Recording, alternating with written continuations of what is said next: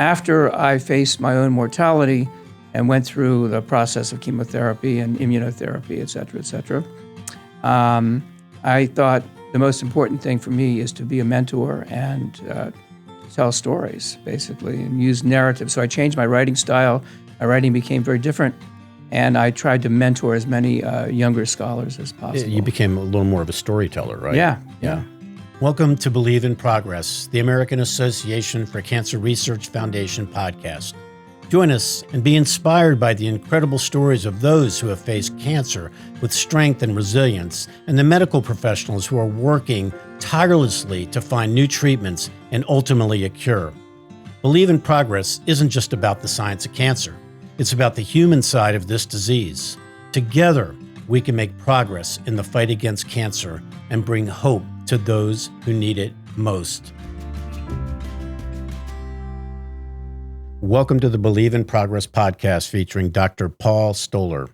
Paul Stoller is a professor of anthropology at Westchester University and a permanent fellow at the Center for Advanced Studies in the Humanities and Social Sciences at Friedrich Alexander University in Erlanger, Nuremberg. In his more than 30 years of anthropological research and writing, Stoller is focused on Songhai religion in Niger and the life of West African street traders in New York City. Stoller's work encompasses the study of economic exchange, religion, ethnographic film, and the human quest for well-being in turbulent times. In his most recent work, he investigates how indigenous wisdom can not only enhance social well-being, but also help to heal a troubled world. After leading a life of good health, Paul suddenly found himself diagnosed with non-Hodgkin's lymphoma. The only thing more transformative than his fear and dread of cancer was the place it ultimately took him, 25 years back in time to his days as an apprentice to a West African sorcerer, Adamu Janitango. Paul recounted these experiences in his memoir of sorcery, cancer, and healing called Stranger in the Village of the Sick. The memoir follows Paul down his unexpected path towards personal discovery and growth, healing, and the stories about life in the village of healthy and the village of the sick. And they highlight differences in how illness is culturally perceived. In America and the West, illness is war. We strive to eradicate it from our bodies and lives. In West Africa, however, illness is an ever-present companion, and sorcerers learn to master illnesses like cancer through a combination of acceptance, pragmatism, and patience. Paul provides a view into the ancient practices of sorcery, revealing that as an apprentice, he learned to read divining shells, mix potions, and recite incantations. But it wasn't until he got cancer that he realized that sorcery embodied a more profound meaning, one that every person could use. Quote, sorcery is a body of knowledge and practice that enables one to see things clearly and to walk with confidence on the path of fear, end of quote. Paul Stoller has made himself a name for challenging the limitations of conventional academic writing. He promotes storytelling as a way to communicate anthropological knowledge to the wider public. For the past 15 years, Stoller has facilitated ethnographic writing, weaving the world workshops in Finland, the UK, Germany, and the US. Just before the onset of the pandemic in January 2021, Stoller did a Weaving the World workshop at the University of Ghana, Legon. During the pandemic, Stoller moved his workshops online, presenting it to the School of Advanced Research in Santa Fe, New Mexico, and at the Institute of Graduate Studies at the University of Geneva. In October 2022, he traveled to Amsterdam to do an in-person Weaving the Workshop at the Free University.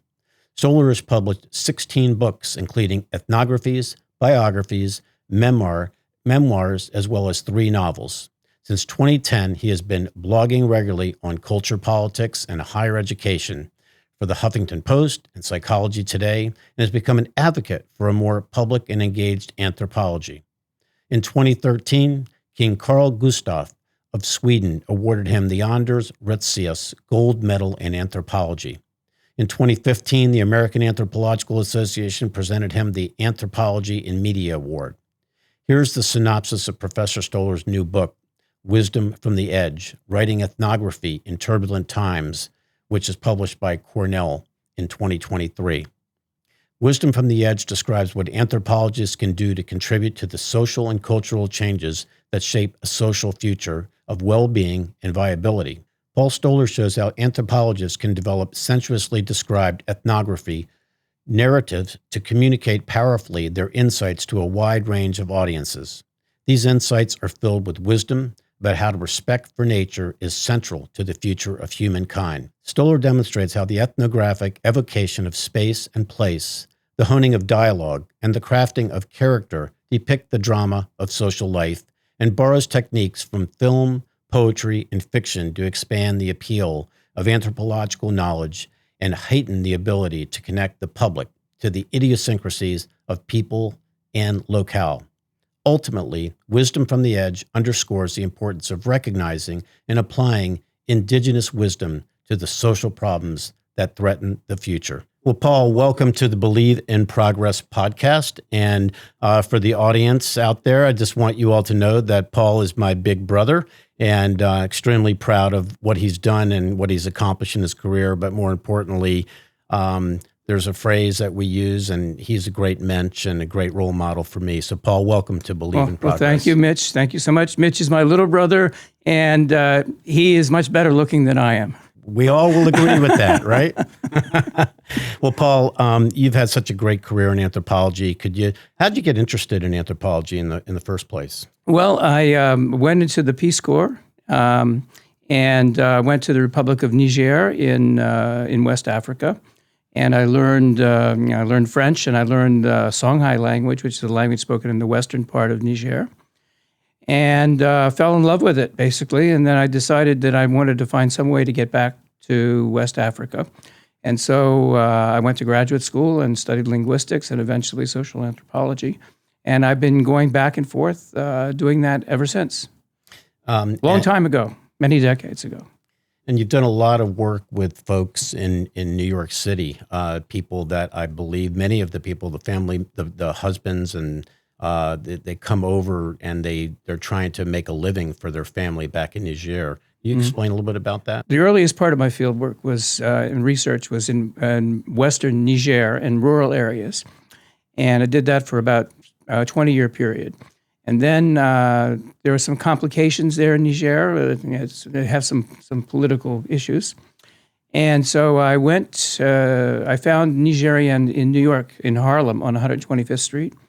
And I began a research project there in the early 1990s, and I continue to go up and visit my friends there to this day. And I found it a fascinating place to do research. And I knew some of the people there from Niger. I knew their family members, and I knew the villages from where they come. So we had a lot in common.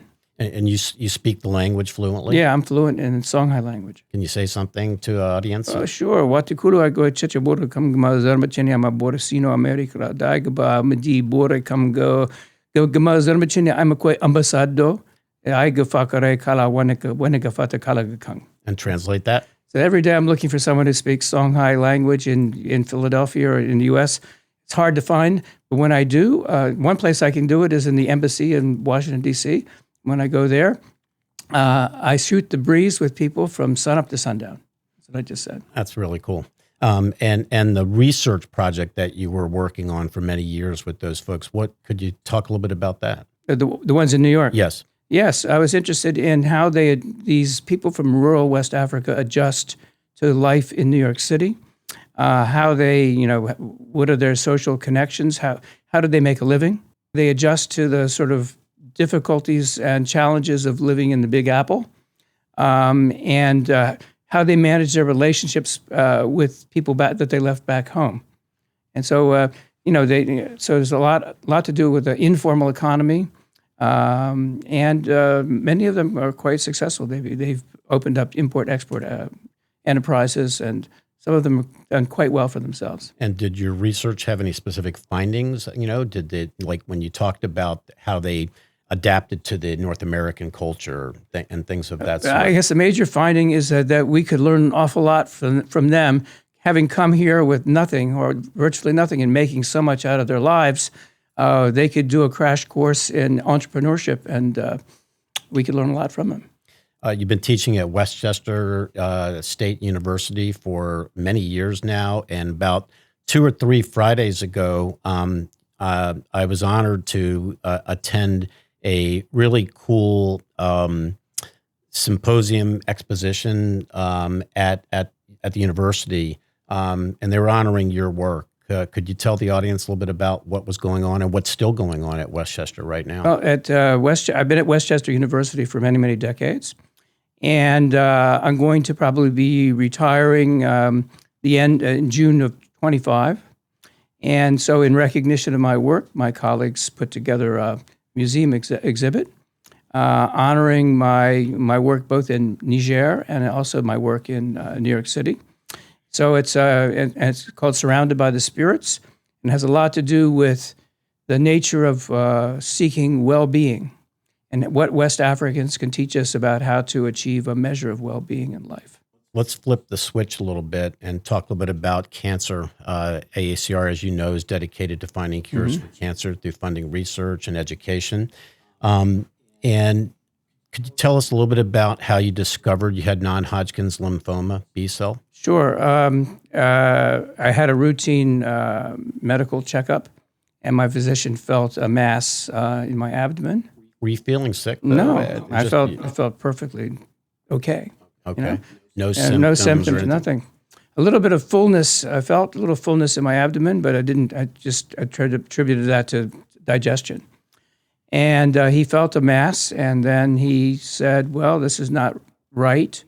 So I had a biopsy, and the biopsy turned out to be non-Hodgkin's lymphoma, follicular cell non-Hodgkin's lymphoma.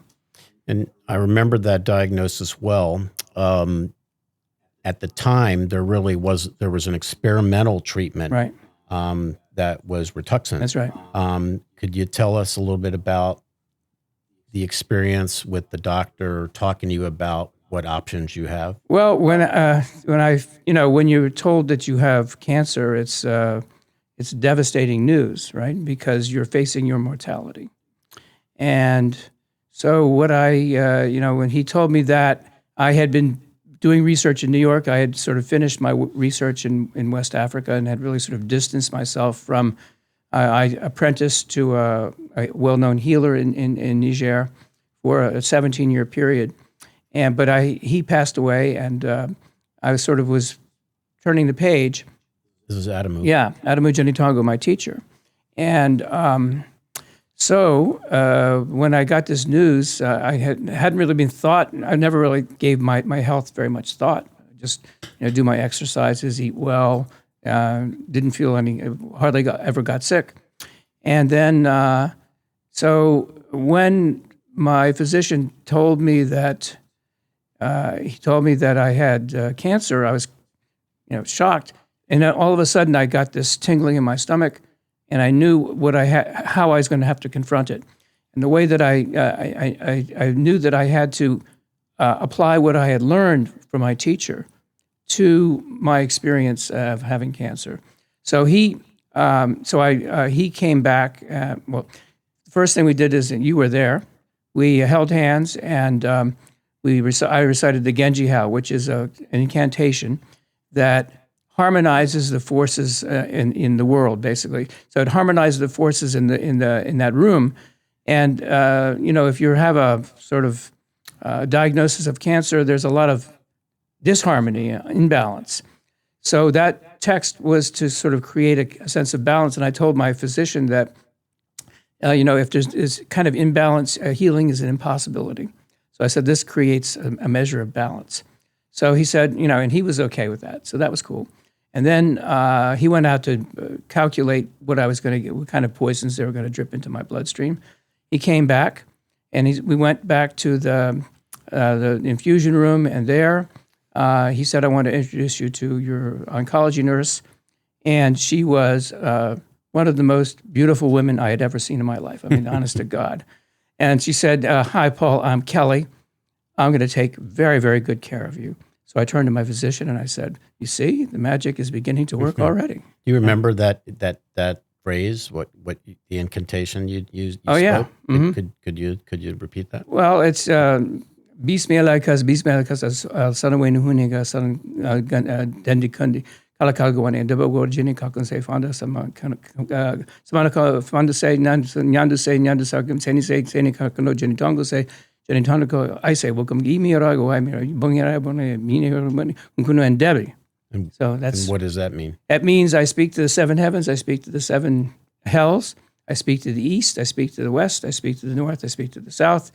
My words must go up and up and up to the high spirit. And may the high spirit hear them. And if the high spirit hears them, then there will be harmony and healing will take place. And you deeply believed that, obviously, because we all held hands and it was something you believed. But if you take us back 25 or 30 years to, you said you were an apprentice, right? Yeah. With Adamu. Talk about that. Talk a little bit about that. 25 years ago, when I was an apprentice, my teacher had me memorize incantations. He sent me out to the bush, the nature, to look for healing plants, et cetera, et cetera. And I just basically watched him. When you have a master-apprentice kind of relationship, you just sort of sit with your master, you watch what he does, you listen to what he says, et cetera, et cetera. And ultimately, I didn't really realize what he had to teach me until, he presented all these. He sort of planted seeds of my into my mind, but they hadn't germinated yet. And so what I thought sorcery was all about, or healing was all about, was combating evil, basically. And when I became sick, I realized that that's not what it's about. When you confront your own mortality, it brought into relief what his basic message to me was. And that took me 25 years to realize. And that basic message was that it's very difficult to feel comfortable in your skin. And so all of the stuff that he was teaching me is, how do you feel comfortable in your skin? How do you maintain a kind of well-being in the world? How do you achieve that? And it's not easy, but that's the fundamental lesson. And so the experience I had sort of transformed me as a person, but also as a scholar. So prior to that, I was interested in research and theory and applying for grants and getting this and that. After I faced my own mortality and went through the process of chemotherapy and immunotherapy, et cetera, I thought the most important thing for me is to be a mentor and to tell stories, basically, and use narrative. So I changed my writing style. My writing became very different. And I tried to mentor as many younger scholars as possible. You became a little more of a storyteller, right? Yeah. And prior to that, it was more research focused. It was more academic. There was narrative in my writing, but there was not. It was not as front and center as it became after my having had cancer. So, I'm sure it's your first book, In Sorcery's Shadow. Is that your first book? Yeah. There's a great picture of Adamu Janitongo on the front cover. And I've always been hearing some stories about him from you. I've always just felt like he has a place in my heart too. Could you tell us a little bit about him and who he was and why he was such a majestic, powerful figure? He is a direct descendant of a man called Sani Alibert, who was a emperor of the Songhai Empire in the 15th century. He is a direct descendant of him, and his power was derived through sorcery, healing. He was a great military figure, sorcery, healing, et cetera, et cetera. So his knowledge is passed down from the 15th century to the present. So Adamu's son is now the recipient and has all of that knowledge. So, but let me give you an example of how he would tell stories.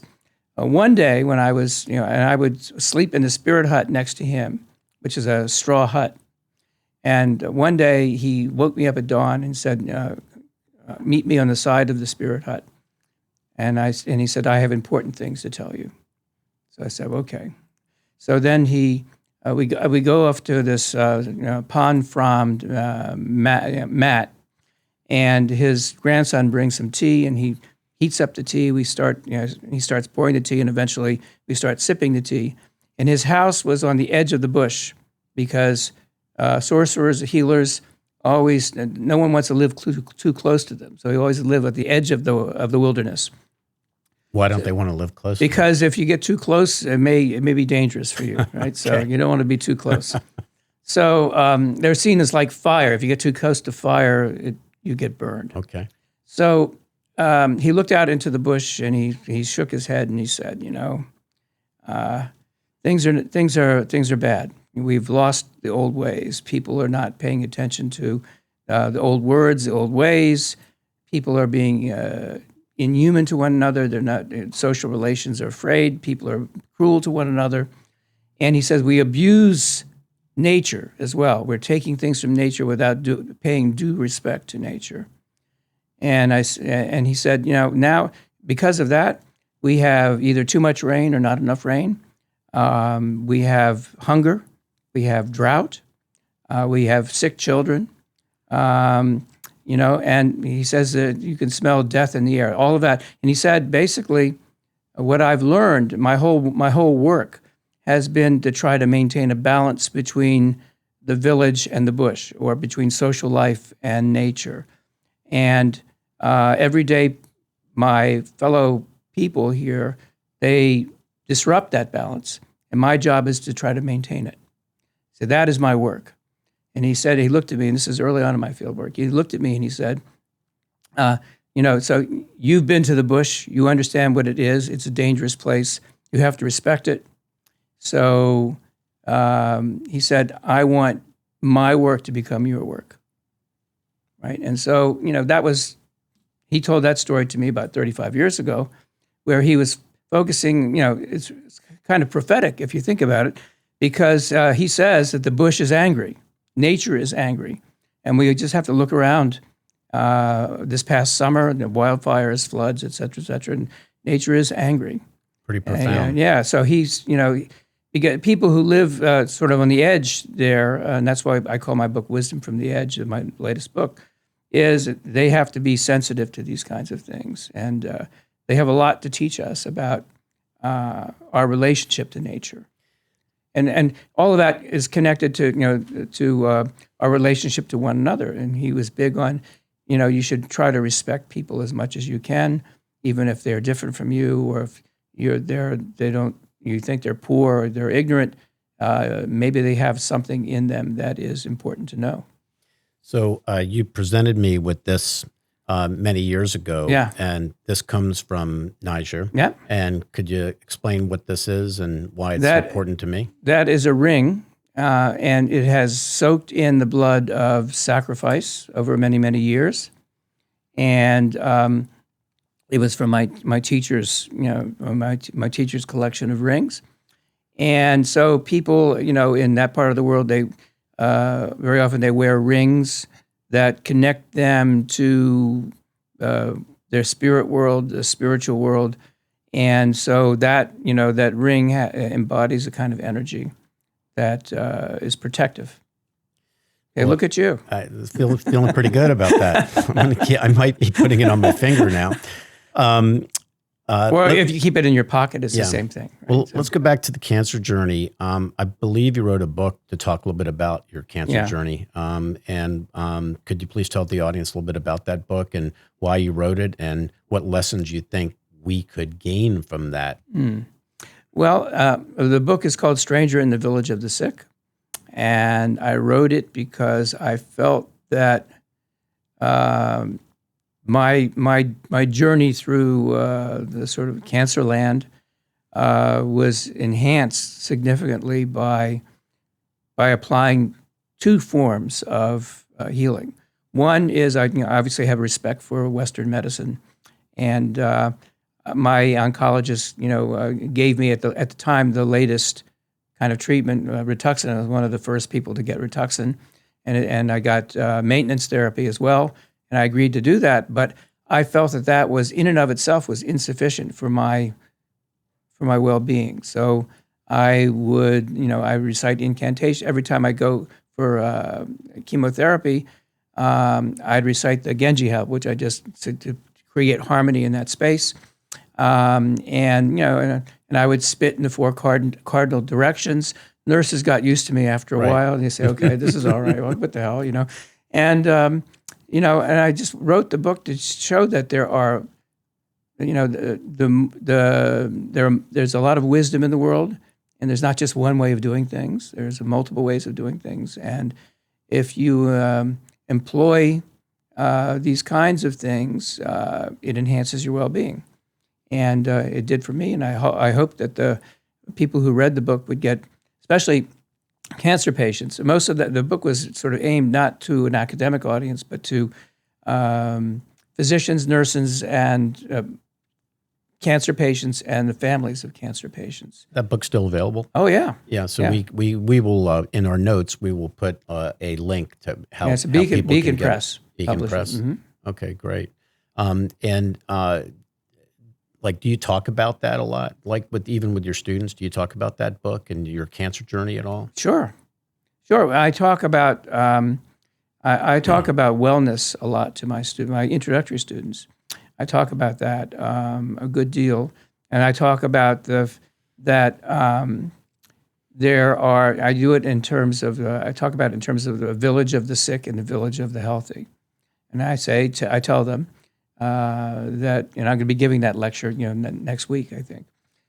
So we all most people live in the village of the healthy, where in the village of the healthy you take your health for granted pretty much. You don't think about if you get sick, you go see a physician, you take some pills, maybe you take some antibiotics, and your episode, the episode of illness is, it's sort of limited for, you get better, right?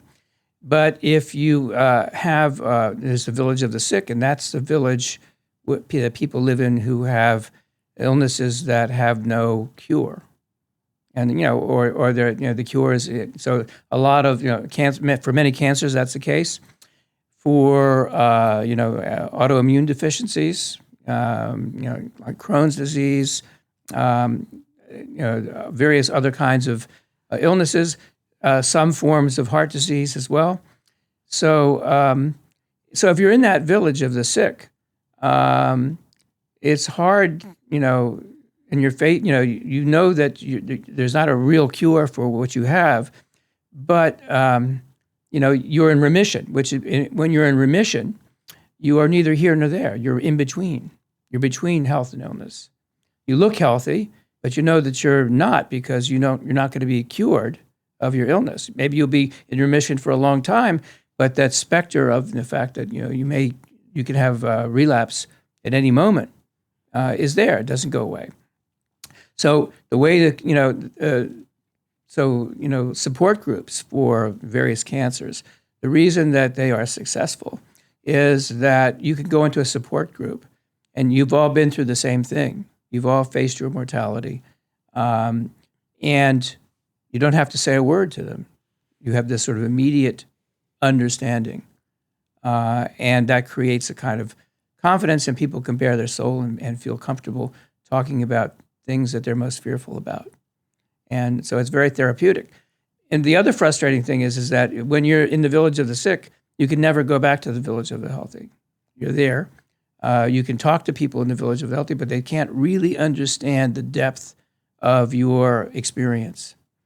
And sometimes it's frustrating because you say you talk to people and they don't quite get it. So it's an interesting kind of thing, and that's why people who've had a cancer experience, for example, they have this kind of almost an immediate bond, and it's hard to describe, but it's there. There's a kind of silent understanding. Very true. I interviewed a gentleman by the name of Trevor Maxwell, who founded a group called Man Up to Cancer, because a lot of times men don't talk about their problems and their issues. Yeah. And this particular group has done a fantastic job about that. But that bond, that in that particular case, that brotherhood and that sisterhood is, I've seen it firsthand, and it's very clear. It's very, very clear. I think I told you this story, but one of my foundation board trustees, Dr. John Leonard, was one of the early pioneers and of creating Rituxan. And I've told him the story about you, and that was such an experimental drug. I think FDA was just getting ready to clear that Yeah. for wide use now. Right. But I'm happy he did that, and So am I. and happy you're feeling good. Do you continue to go get scanned from time to time? No, or my you- my oncologist told me the last time I saw him. He looked at me and he said, "You know what the symptoms are. So if you feel them, you come in and see me." But he said, as far as I'm concerned, you don't have to come and see me anymore unless you feel like you're getting sick again. Yeah. When you were diagnosed, were you scared? You're damn right I was. Yeah. And how did you take that fear, and how'd you deal with that? I dealt with it by sort of going back to my past with my teacher in West Africa. And I dream about him a lot. And in one dream that I had, we were walking on a path, on a dirt path, and there was very tall grass, elephant grass on either side. We're walking along, holding hands, because good friends in West Africa, male, they hold hands when they walk. So we were holding hands, or father son type thing.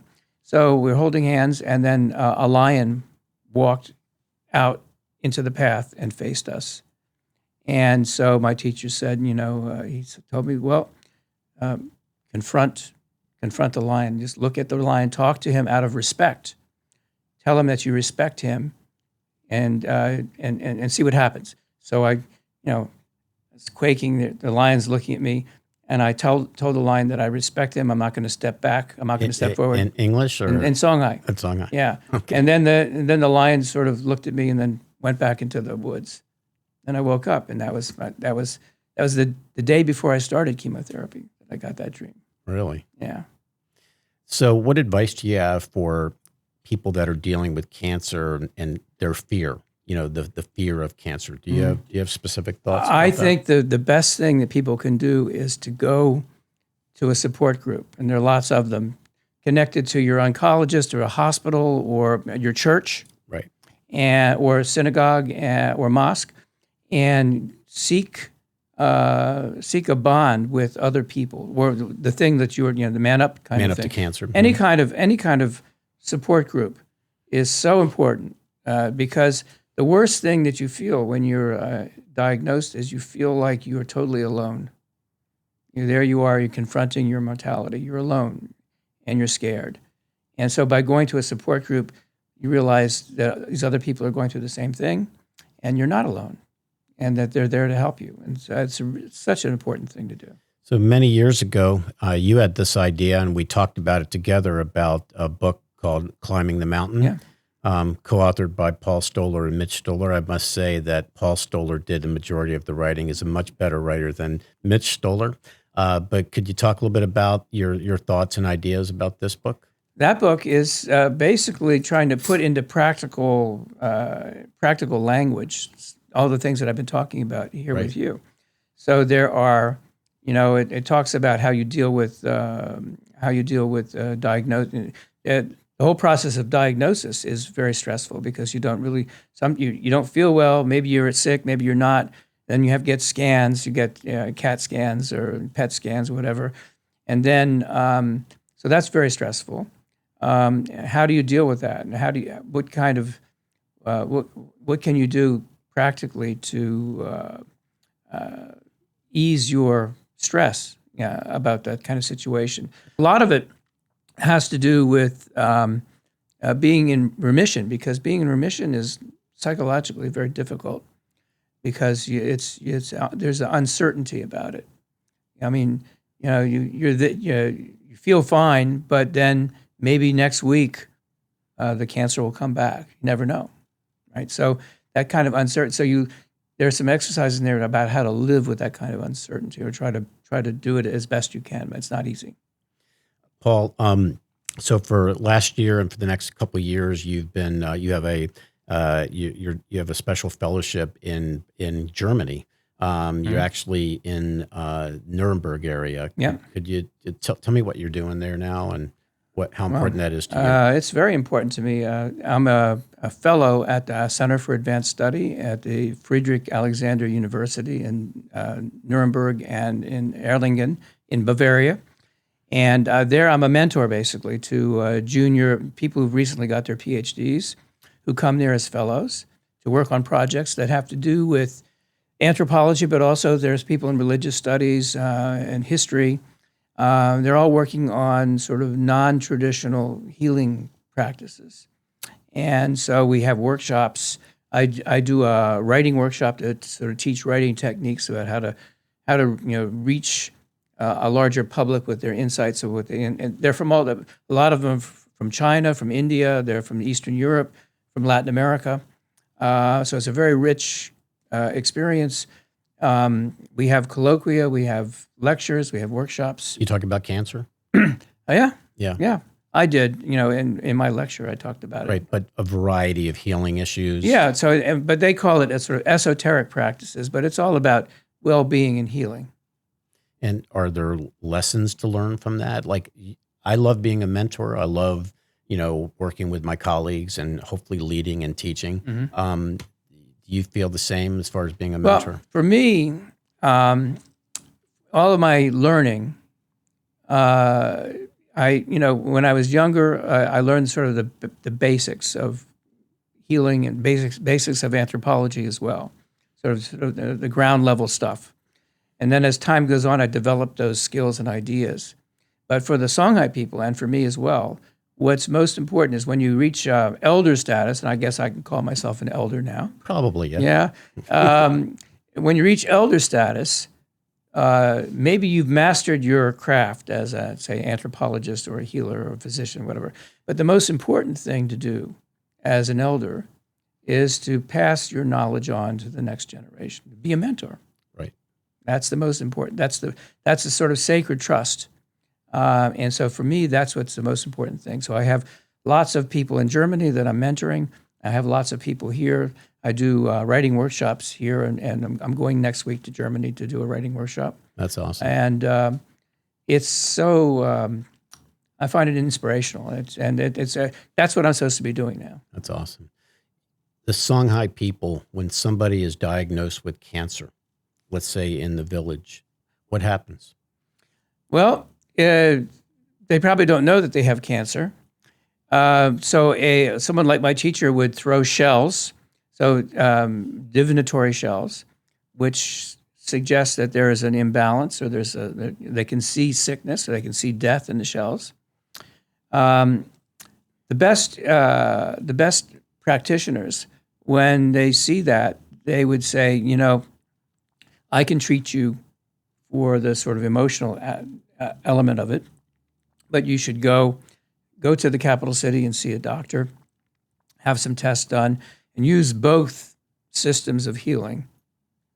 Pretty much the way I confronted my own case of cancer. But that's what would happen today. Big issues in Africa. It's something that AACR is starting to really pay some attention to. There's a need to train and educate oncologists and oncology nurses and all the above. So there's a need to invest in that country, I believe, and other countries as well. But I think there's a real disparity issue, and it's something that we really want to address. So hopefully that's something that will have a big impact in the future. The Niger is the poorest country in the world, but there are other countries in West Africa, and it has political issues right now. Healthcare is. Lots of people live in rural areas. They have no access to health care. There's no, if they did have access, they probably couldn't afford, you have to buy your own medicines. It's a poor place. And is there a lot of holistic medicines there? Yeah, there's a lot of herbal medicines. Herbal medicines are used, and they're quite effective for a lot of disorders. Yeah, so, I use them myself when for gastrointestinal issues, skin ulcers, asthma. There's stuff that you take for asthma, and when we think about our pills that we take, all of them are derived from plants, right? So and then they're sort of reproduced in pill form. Yeah, without mentioning the company, if you remember, but didn't you do a project once for a company back in Africa about looking at like herbal and bark and things of that sort? No, it wasn't. It was a research grant, and I worked with a chemist, and who was a colleague at Westchester, and I collected about 100 different medicines, tree leaves, stems, barks, and he did chemical analyses of those. Interesting, very interesting. So what's next for you? You say you're going to retire from Westchester State, but I can't see you just totally retiring and not being active and doing things. Well, I'm a storyteller and I'm a writer, so I'm going to continue to write. I have a project that I'm just starting on the philosophy of healing, and I'm interested in. I have a couple of healers that I want to tell their stories, but I'm also interested in just what the whole process of it and how. And also the relationship between the process of healing and in West Africa, art objects are very important. And there are objects like that ring, right? There are objects that are like statues and masks that are used in the healing process. What is it about those things that gives people comfort? And why do people take up the practice of healing? What is it about it? And what is the calling for that? And then most importantly, I want to try to get people to talk about what wisdom they want to convey to a new generation of healers. What do they want to convey to their students? Well, or apprentices? I'm so proud of everything you've done and what you've contributed, and most proud of our brotherhood. And I said you've always were a role model to me. And I remember back to when I was really young, and you were really young. You played basketball at Tacoma Park Junior High School. This is in Maryland. I was very bad. Well, to me, you were very good, and it was like this moment that I said, "Oh, I want to get into basketball," and I really did get into basketball, and I practiced and I worked hard. Yeah. Again, role model to little brother, and it's been awesome, and I just congratulate you on all the things you've done, and it's really been a pleasure to have you here to tell your story. We will certainly make sure that the audience is well aware where they can get books and learn more about your work and the efforts that you do. Just been a great joy for me to be able to share this episode with you, Paul. Well, thank you, Mitch. And short men can play basketball. Quote that, everybody. Yes, they can. Yes, they can. Well, Paul Stoller, thank you so much for joining us at Believe in Progress. It's been a great episode, and we'll look forward to more great things from you and learnings and mentorship and leadership and all the above. So thanks for coming today. Thank you for having me so much. It's been a great pleasure. Thank you. Once again, thank you to our listeners, supporters, and donors.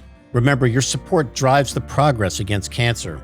Once again, please consider subscribing to our podcast, sharing this episode with a friend, and heading over to our website, aacr.org, to consider making a donation. Thank you for listening to Believe in Progress, the AACR podcast. This podcast is produced by CollegeCast LLC. Please visit www.collegecastpodcast.com for more information. And don't forget, cancer research saves lives.